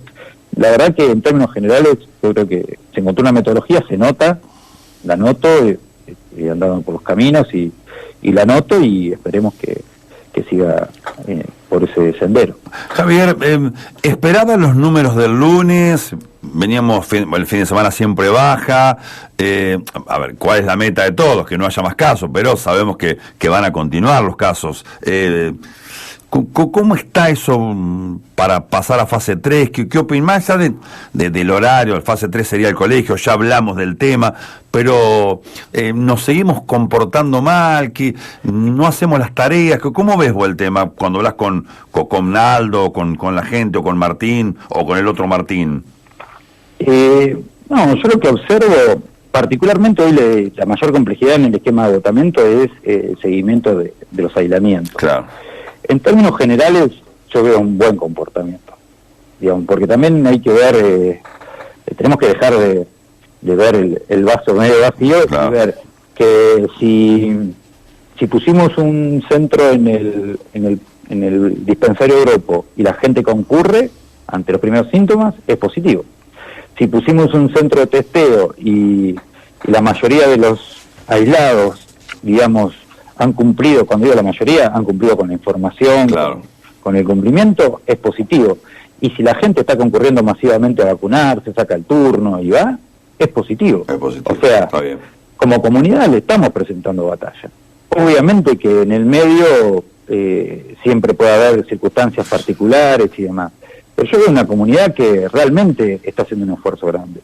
Lo está haciendo la familia, el comerciante, porque ha tenido que cambiar algunas algunas cuestiones, lo está haciendo la familia en el sentido de que, bueno, tuvo que cambiar su vida porque, bueno, lo que hablábamos hoy, no hay presencialidad, entonces tuvo que cambiar todo ese esquema de cosas que está viendo que digamos que está suspendiendo cosas por la pandemia. Yo lo veo positivo, yo la verdad que cuando hablo con otros intendentes y demás, yo siento que en términos generales se cumple. Obviamente siempre tenemos casos donde tenemos que poner un poco más el ojo, pero en términos generales yo creo que está con la responsabilidad y además con la gran ayuda también de toda la comunidad al sistema de salud, que también se dio, con el reconocimiento al personal de salud por la comunidad. Me parece que hay todo un reconocimiento y una cuestión que es positiva en todo este andamiaje, digamos, de esta situación que no es grata, pero que claro, claramente los horarios acá, ¿cuáles son, Javier? Nosotros por fase 2 estamos en las 20 horas. Yo creo que también, y lo estamos planteando, y bueno, que también creo que eso fue un valor de Rivadavia. Nosotros decidimos abrir actividades que tienen que ver más con fase 3 que con fase 2. Claro, el restaurante, suponiendo. Restaurante, gastronomía. ¿Y eso hasta qué hora es, Javier? Porque el fin de semana me había dicho alguien que iba a estar hasta la 1. ¿Es así o nada que ver? No, fue hasta lo que hicimos el fin de semana, sobre todo el sábado, es hasta las 23:30, con una tolerancia de media hora hasta las 0 horas. Pero lo que hicimos es informar a todos los gastronómicos, siempre pensando en dar una mano y que no cambia nada de lo sanitario, es que estando el partido, si terminaba cerca de las 12 y demás, pudiera tener mayor tolerancia. Informamos a la policía y demás, no cambiaba nada, y la verdad que para el sector que viene muy golpeado, era una posibilidad. Si no, nadie iba a ir a comer a ningún lado si no podía ver el partido. Y este sábado es 9 a 11 la final. Y bueno, será similar, digamos, claro. O sea, haremos la misma y, a ver, porque nosotros vuelvo a lo mismo, estamos viendo la estadística local, eso es lo que estamos poniendo en cuestión, y no lo estamos poniendo en una cuestión de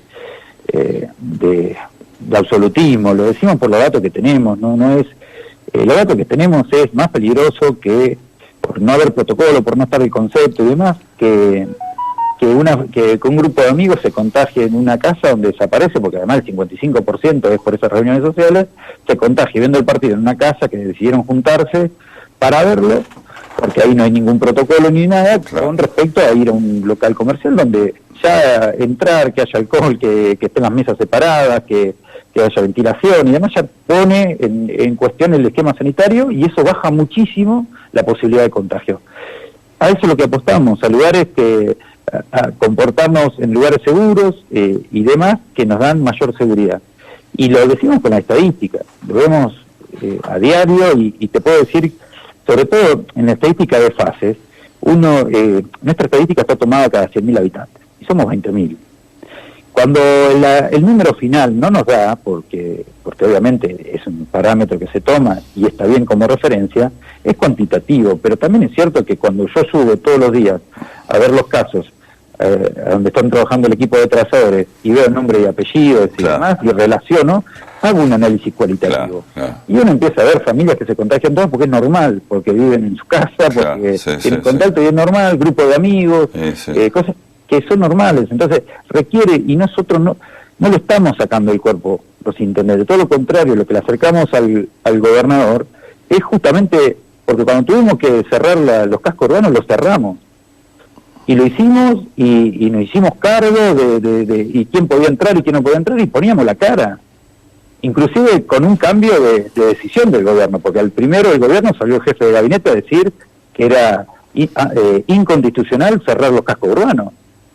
Al tiempo vio que era una forma de retardar cómo se movía, y no lo estoy diciendo como esto de decir se equivocó o no se equivocó. Digo, después cuando se empezaron a pedir datos de que en realidad la pandemia se corría como una mancha desde el AMBA hacia el interior, empezaron a ver que esa visión de tratar de contener, si cada uno iba cerrando sus cascos urbanos, iba a retardar la llegada, ¿no? Que ese era el efecto en aquel momento de tratar de restringir lo máximo posible la llegada hacia el interior.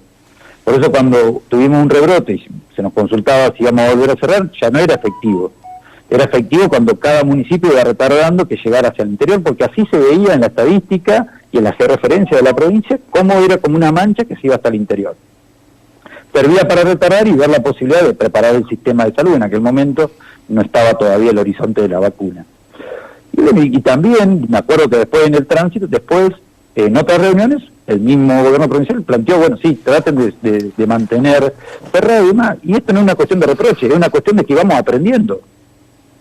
Yo en su momento, cuando teníamos total desconocimiento de lo que era la pandemia y que se hizo la restricción total, fui el primero en pedir que las escuelas se cierren.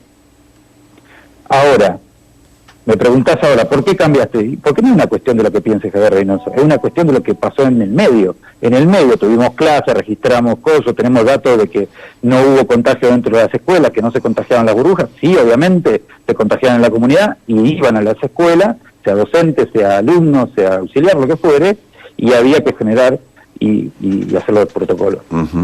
Pasamos toda esa experiencia, aprendimos, tenemos datos, y hoy vemos que no está el problema en las escuelas. A lo primero creíamos que el problema estaba en la vereda, o no se acuerdan que tirábamos cloro en las veredas. A lo primero creíamos que estaba en el aire, sí. Porque todos, y es normal, cuando digo todos, digo dirigentes mundiales, todos, ante una cuestión desconocida funciona lo que se llama en neurociencias el razonamiento más básico. Nos encerramos, comida y guarida, todos salimos a comprar mercadería y no sabíamos qué iba a pasar, era un esquema complejo. Hoy sería absurdo salir con una preparadora como salíamos, sí, pero en aquel momento el escenario era totalmente distinto y además no nos da ninguna vergüenza haberlo hecho, porque lo dije en aquel momento, en momentos difíciles de pandemia o desconocimiento, cualquier medida que podía parecer absurda, después, cuando empecemos a tener casos y demás, va a parecer insuficiente, porque no hicimos todo, y la verdad que tenemos la tranquilidad los intendentes de haber hecho todo. Pusimos en su momento la restricción de accesos, pusimos al servicio toda la estructura, preparamos nuestro sistema de salud, trabajamos en el trazado, aprendimos un montón. Nosotros no somos epidemiólogos, pero pusimos un equipo de trazadores, nuestro personal se adaptó, colaboró, no son controladores de acceso y todos fueron al acceso y trabajamos y cumplimos con los horarios, fueron empleados, funcionarios y demás. Obviamente de trazado fuimos aprendiendo y también fueron funcionarios en su momento, ahora son empleados y que vamos cambiando todo el tiempo y aprendiendo. Y bueno, y ese es el aprendizaje. Por eso ahí es donde veo el sentido de comunidad y que en realidad nadie tiene la verdad y hoy la verdad son la de los datos, lo que podemos haber aprendido y lo que en base a esos datos podemos resolver en cómo viene. Pero también es cierto que en ese entremedio la línea más caprichosa es el tiempo. Y la línea de tiempo hoy nos lleva a un escenario económico muy complejo, un esquema social muy complejo y el tránsito de la pandemia, obviamente, te diría, con algunos alicientes, sí, como son la vacunación y lo que uno puede ir observando, o alguna tecnología en el tratamiento que también empieza a dar sus efectos, que empieza a ver. Pero bueno, sí, también es cierto que el tránsito de la pandemia, sobre todo en el personal de salud, que es el personal de primera línea, ya genera un agotamiento. Pero eso es lo que tenemos que ir aprendiendo. No creo que haya debate. Yo particularmente no creo que con el debate político se resuelva la pandemia. Ni tampoco te diría en estos momentos lo económico. Tanto la economía como la pandemia o la epidemiología tienen reglas matemáticas, son ciencias exactas. La política no es una ciencia exacta. La política puede ayudar al proceso de que esa cuenta cierre, ¿no? Si a mí me dicen que tengo que tener, en su momento cuando empezó la cuenta epidemiológica por la cantidad de habitantes, la población de riesgo y demás, me daba que teníamos que tener 20 camas de aislamiento y 5 de terapia. Claro. Bueno, ¿qué hace la política? La decisión política de poner en condiciones esas 20 camas, sí, ayuda, pero el resultado es matemático. Cantidad de habitantes, cantidad de población de riesgo y la necesidad de camas de probabilidades que va a requerir. En eso trabajamos. Ahora, lo que yo veo en el tránsito de la pandemia es que está más en manos de la política. Y eso genera las complejidades que genera. y también lo veo en lo económico. Pero lo veo en lo económico hace mucho más tiempo, no digo sobre todo en este gobierno. Claro. Este gobierno continúa y en los gobiernos, pero en los últimos tiempos, el manejo de la inflación y demás, que es una regla matemática, tiene muchas cuestiones que en economía, en la teoría de la economía, se pueden resolver. Ningún dirigente quiere dar malas noticias, ningún dirigente quiere tomar las decisiones difíciles, o aún peor, como somos en Argentina, ninguno quiere decir palabras que están prohibidas casi para la política porque tienen un pasado malo. Tienen un pasado malo porque, como pasa siempre en los procesos, a esos procesos teóricos nosotros los alargamos, le damos un montón de verano que queremos extender por siempre. Nos pasa con la cuarentena, nos pasa con algunas medidas económicas que creemos que son buenas, pero que a largo plazo después no podemos salir de esa circunstancia. Entonces, yo lo digo particularmente, yo festejo la ley fría en el distrito de Rivadavia y la inclusión del distrito de Rivadavia, pero me permito disentir de lo ideológico. Es una medida que va a los sectores no más desprotegidos, por más que se beneficie a beneficiarios de asignación universal y demás, porque nosotros le repartimos leña a 400 familias, y esas familias no van a tener conexión de gas. ¿Y cuántas van a ir creciendo? Porque ya cada año nos alcanza menos para repartir leña, y seguimos repartiendo garrafas y demás. A mí me gustaría que yo, que tengo gas, pague para que ellos también puedan tener gas, porque yo le doy una llave en mi casa, y eso vale mucho. ¿Cuánto vale esperar la leña, conseguir la leña? Además lo que sale la leña, si uno la tuviera que comprar y demás. Y entrar la leña, la calidad de vida en una persona mayor y demás, que darle una llave del gas. Entonces, cuando pensamos ideológicamente y vemos medidas, hablemos ideológicamente. Para ahí, por encima tiene que estar la visión. Por debajo está la realidad. Y la realidad en el distrito de Rivadavia nos dice, tuve una respuesta de Camusi, que no vamos a tener nuevas conexiones. Voy a seguir insistiendo, voy a seguir gestionando y demás. Pero a mí me preocupa los que no tienen gas, porque en Rivadavia convive el que le da una llave, que va a pagar menos, y festejo, porque también eso es una disposición a nivel nacional, y algunos distritos de vecinos tienen gasoducto y tendrán más conexiones, pero particularmente en Rivadavia hay alguien que va a pagar menos, que le da una llave de gas, y hay alguien al lado que gasta mucho más y en menores condiciones de calefacción, que no va a tener gas. Pero un dirigente del partido político a nivel provincial nacional te podría decir, Javier, pero por lo menos ahora bajó, va a bajar el precio. A mí me beneficia, yo lo voy a disfrutar, Javier. Perdóname que no coincida con vos en esto. Mi economía es ahí. Vos estás teniendo un pensamiento individualista. Sí. Colectivo. Y también va a bajar. Está bien. Pero a mí me van a subsidiar, yo voy a pagar más bajo a costa de que el otro no tenga gas. Bueno, pero esto lo dijiste en el gobierno de Vidal, ¿esto? Sí, lo dije. Sí, tengo la total tranquilidad. De hecho, cuando se subieron las tarifas, y lo dije... Que fue un escándalo.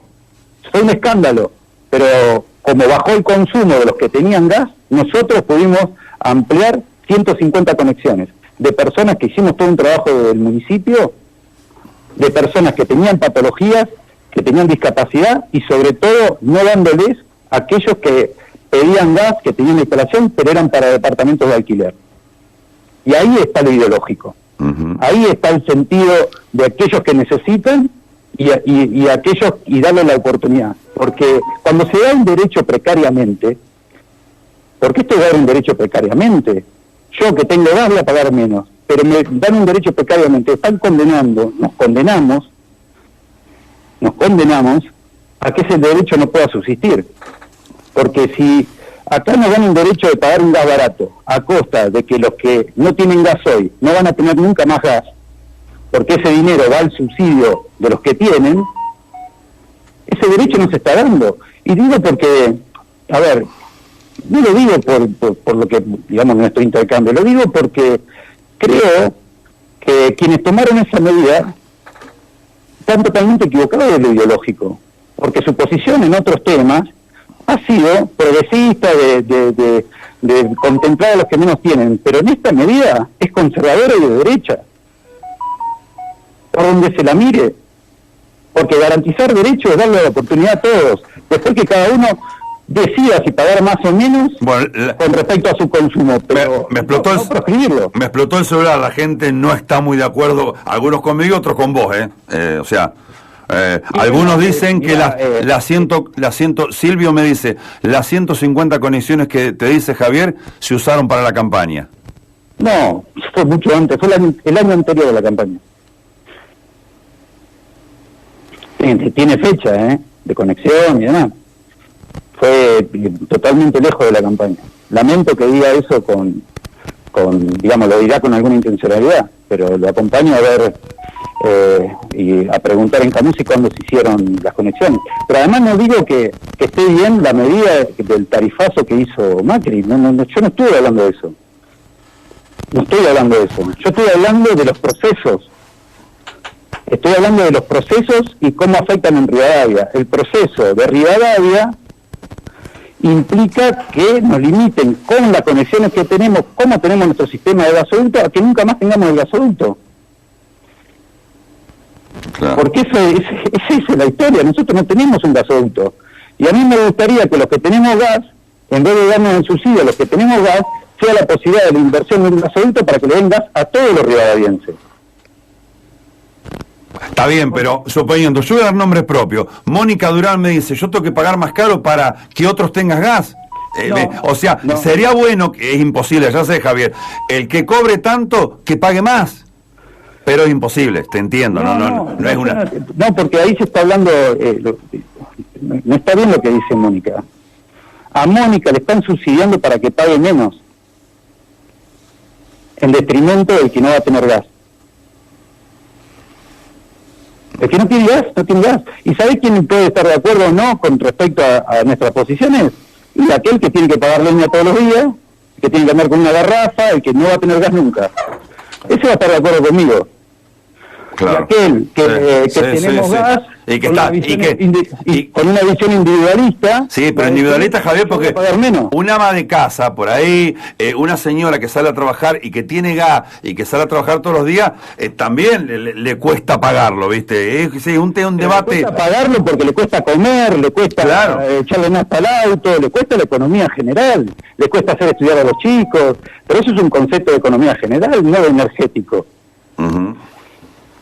A mí me preocupa lo que le cuesta y lo que vemos, porque lo vemos, a una persona mayor calefaccionarse con leña.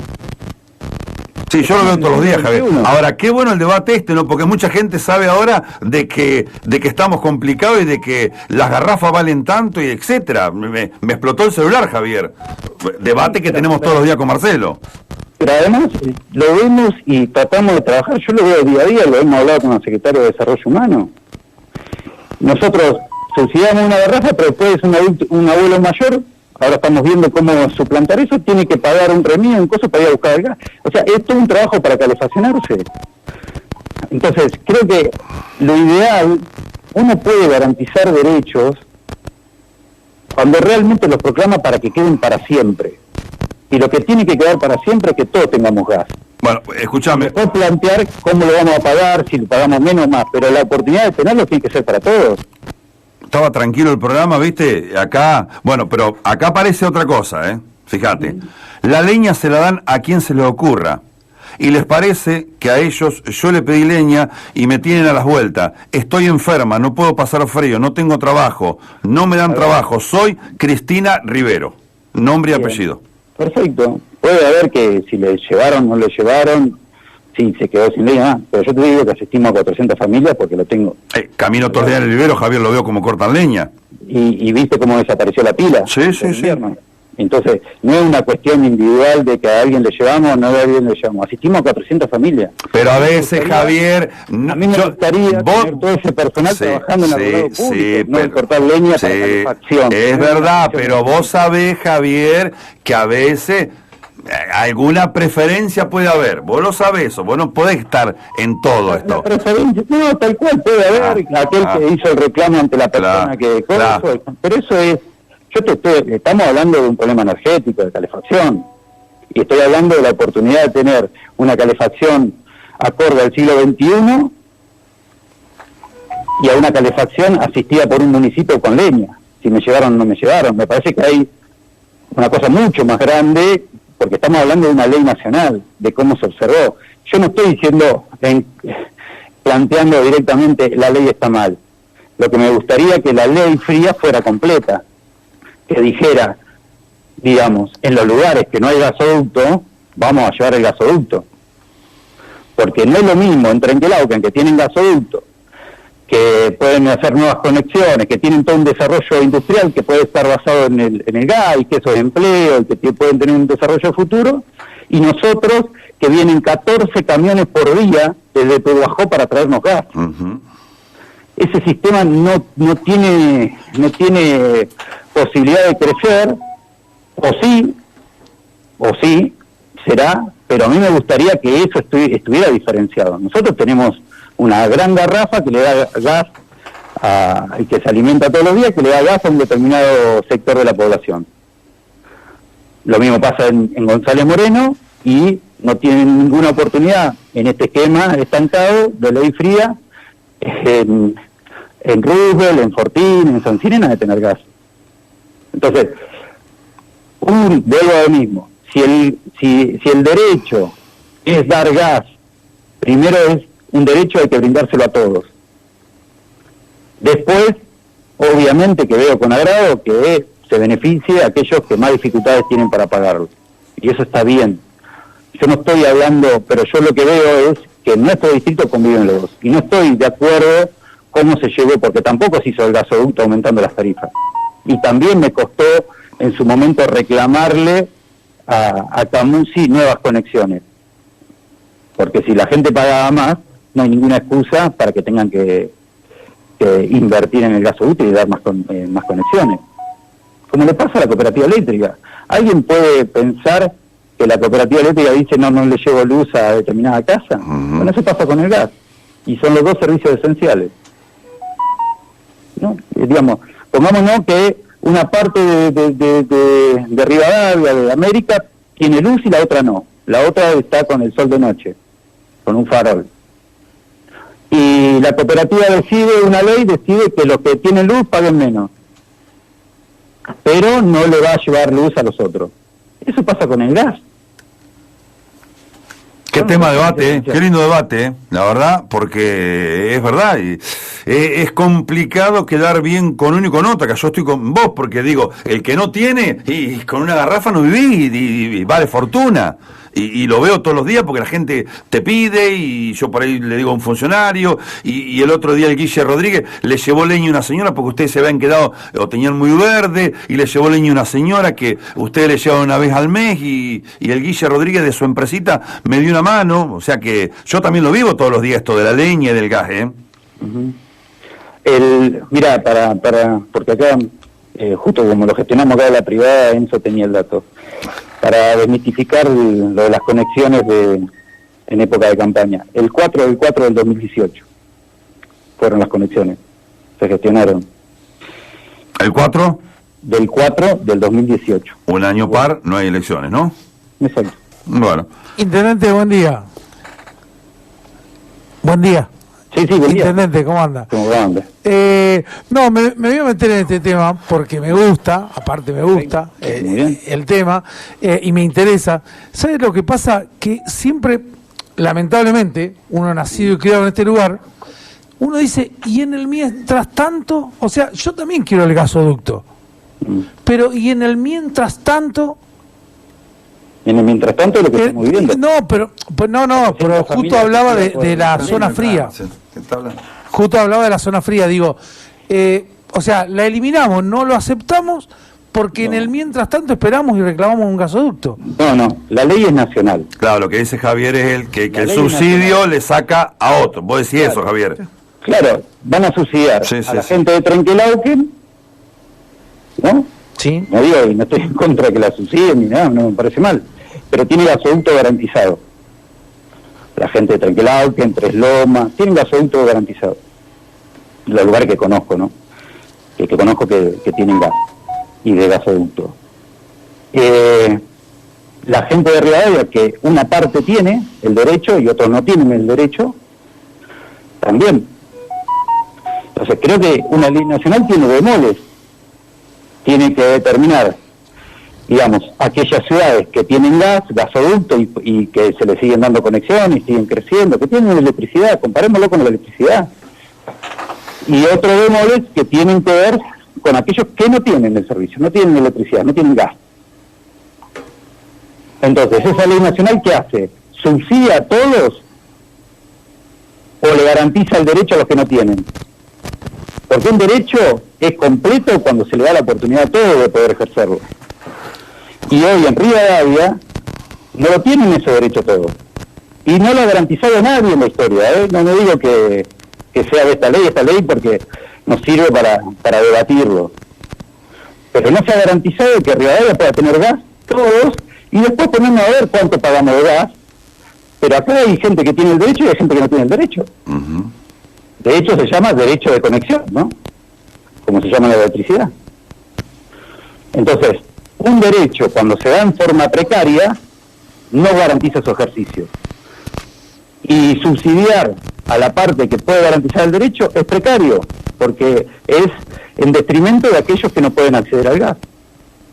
Pero lo digo, y vuelvo a decir, este no es un concepto de estar en contra de la ley, ni una cuestión política. Lo digo porque me sorprende de quienes impulsaron la ley, que tienen un concepto progresista y de garantizar los derechos. Y que me parece que es un error no haber observado esta situación y que es un error de análisis del país. Porque por ahí desconocen la situación de Rivadavia. Obviamente no le voy a decir que presenten una ley pensando en Rivadavia. Pero me parece que se le descuidaron esa realidad, que nos puede pasar en otros temas, pero descuidaron esa realidad de que hay distritos que tienen un gas y demás. Y yo no, y cuando digo esto, es lo que vuelvo a repetir, yo no quiero las diferencias que se generan, porque yo lo veo, ustedes no ven hablar de aquel que dice, no, porque el gas lo vamos a pagar más barato, sí, pero yo tengo 12.000 pesos por mes de leña, y paso frío, digamos, y que cosas y demás, y a mí no me conectan, y eso se genera. Todos los días se escucha eso, es verdad. Todos los días, y entonces, digo, ese derecho que está bien, a mí me parece genial que se subsidie a los que menos tienen, que se trate de ampliar y que no estoy ni de acuerdo con el tarifazo, se entiende, ¿no? No estoy de acuerdo con tarifas impagables o con, digamos, subsidios, pero yo creo que subsidiaron a gente que puede, porque el que no puede no tiene. Yo les digo eso, yo no digo que no le sea costoso a alguien que tiene gas pagarlo, digamos, que lo beneficia. Bueno, está bien, para eso está la división que se le dio a aquellos que reciben la UH y que tienen. Me parece bien esa división, porque claramente quien no lo necesita no tiene que estar subsidiado. Pero a mí me preocupa aquel que no tiene el derecho. En Rivadavia, gran parte de la población no tiene el derecho. Lo tienen parte de Gonzalo Moreno y parte de América. Y nadie más.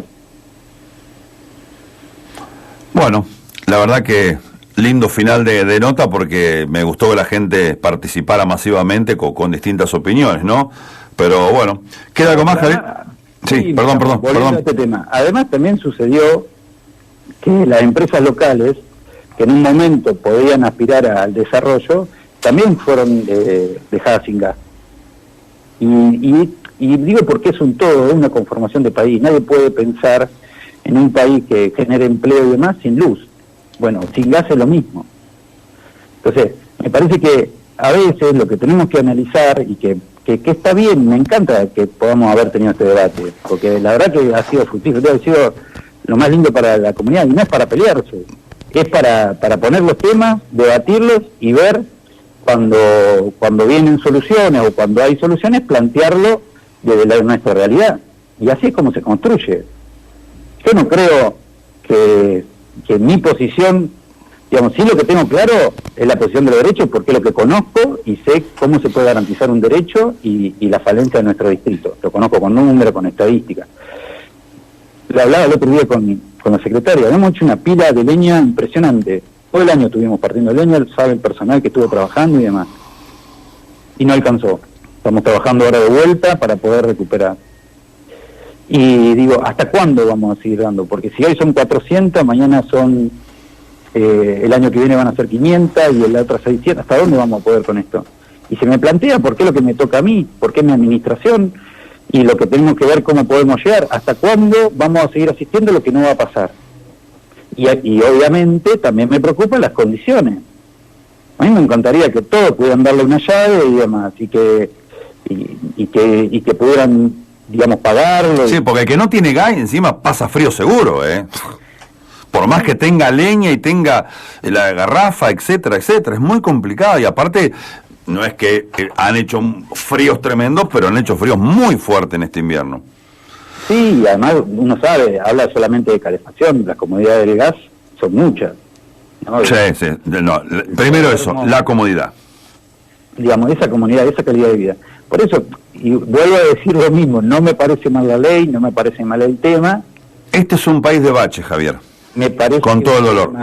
Claro, me parece que hay un problema de diagnóstico de la situación. Ahora, yo entendí tu mensaje, como vos me decís, o sea, esto salió supuestamente de Massa y de Máximo, sí, y vos por eso apuntaste a alguien que claro. Si yo me pudiera, tampoco me voy a sobreponderar, pero si me sentara con ellos y le planteara, mirá, en mi distrito esta es la realidad, yo creo que lo entenderían. A mí me encantaría hablar con ellos, la verdad, porque es un tema que ahora me quedó picando. Porque yo le digo, mirá, está perfecto, me parece genial que aquellos que tienen gas puedan pagar menos, porque y sobre todo esa escala que hicieron de beneficiar a los que menos tienen. Eso me parece genial, eso es progresista, eso es una visión de la aplicación del subsidio que es correcta, de redistribución. Estoy totalmente de acuerdo de la teoría. Pero yo le digo, en mi distrito convive el que tiene esa posibilidad, digamos, está el derecho de gas, a tener o no tener. Después podemos discutir en quién tiene que pagar más y quién tiene que pagar menos. Pero en mi distrito, en el distrito que yo vivo, convive puerta de por medio, uno que puede decir, bueno, la verdad que me bajó la tarifa, pero el de al lado no tiene ninguna posibilidad. Está totalmente, y lo digo porque, a ver, y el primero que me enojé cuando recibí la nota de Camus y que no voy a tener ninguna conexión. Y voy a seguir insistiendo, porque además creo que las empresas, cuando se las subsidia, perdón que el término, pero es el único que encuentro, se achanchan. Porque si yo recibo el subsidio, ¿para qué voy a crecer? Si crezco tengo que contratar más personal, más operario, tengo más gastos de instalaciones, tengo que invertir. Entonces, creo que, digamos, también, me enojo con la empresa. Porque si no le es redituable el negocio, que se lo dejen a otro, que se lo dejen al Estado, porque esa es la función. Mirá cómo terminamos la charla, Javier, como la empezamos. Una empresa se achanchan, yo ayer usé ese término, siento que algún funcionario por ahí se achancha, hoy te lo dije de otra manera, pero ya que hoy hablamos al principio de esto y al final, digo, a veces hay que dar paso al costado, como estás diciendo vos, ¿de verdad? Yo no tengo ningún problema, digamos, en cuanto a los funcionarios, obviamente hablo con todos y todos saben que tienen como lo tengo yo, digamos, su firma a disposición, su renuncia a disposición, y que tienen un esquema de estar acá para mejorar. En el momento que se deja de mejorar o que uno puede ver esto que claro en las cuestiones que yo veía que no le estaban haciendo bien a la función y que no le hacían bien a la persona, porque también no sirve la persona. Hay personas que por su actividad, por tener otra actividad particular, desatienden la función pública por comodidad, como decíamos, por otras cuestiones, y bueno, y eso también le hace mal, porque en definitiva, como persona es desnotada o está en un lugar que no está demostrando que pueda ejercerlo con la capacidad que tiene, y eso puede deberse también a veces a cuestiones particulares, ¿no? El momento de la vida, el momento que está viviendo. Entonces, sí, siempre lo he hablado, siempre lo tuve claro, inclusive con personas que estimo mucho, que tengo una amistad de toda la vida y que la voy a seguir teniendo, y que por esa amistad y de verme la confianza que me debieron siempre y demás, decidí en un lugar donde uno requiere lugares de confianza y de verdad, sobre todo para no caer en cuestiones complejas. Por esa confianza ingresaron a la función, y por esa confianza o por estar en ese lugar de si se quiere, para la comunidad de privilegio, de tener alguna amistad y demás, son los primeros que tienen que dar un paso al costado, y lo han entendido en ese sentido. Yo no, y a veces tiene que ver cómo desempeñan la función, el compromiso que le meten, o a veces los tiempos políticos, a veces son los tiempos pero esas son las cuestiones que uno asume en la función pública. digamos, una inundación no la planea nadie, pero sabe que va a afectar a los funcionarios viales, a los funcionarios de maquinaria y que te desgasta. Una pandemia no la planea nadie, pero sabe que la mayor atención van a estar en los funcionarios de salud. Y bueno, y eso puede encontrarnos en distintas situaciones personal de la función o generarnos complejidades que no podemos resolver. Y bueno, y eso no tampoco se ha puesto a la política que no es una picadora de carne, sino que justamente es un lugar de oportunidad de cambio de la realidad y donde valoro muchísimo del lugar que vengan a cualquier vecino que decida asumir un compromiso político de trabajar por su comunidad. Lo valoro muchísimo. Después, los que tenemos voluntad de cargo o tenemos la oportunidad de estar en un cargo de más dependerá de cómo lo ejercemos. Pero ya el hecho de salir de la zona de confort individual y dar un paso para cambiar la realidad del distrito, de la comunidad, del país, de la nación, lo que fuere, me merece respeto. Obviamente también reclamo cuando veo que se sirven de la política para otras cuestiones. Javier, te agradecemos mucho por atendernos y te dejamos que sigas con tu actividad, se nos fue la mano. 12 menos cuarto, mamita querida. Pero bueno. No, el Dani me dijo que a las 11 se canceló algo que tenías. Por eso, se nos fue. Sí, pero igual ahora tengo una visita, así que... Bueno, muy amable, Javier. No, muchas gracias. Que sigas bien, la oportunidad de charlar y demás con los vecinos y bueno, a seguir adelante y acá en Rivadavia. Acá estamos a disposición. Gracias, Javier. Bueno, un abrazo grande. El intendente Javier Reynoso en la mañana de Punto y Aparte. 12 menos 20 pasa.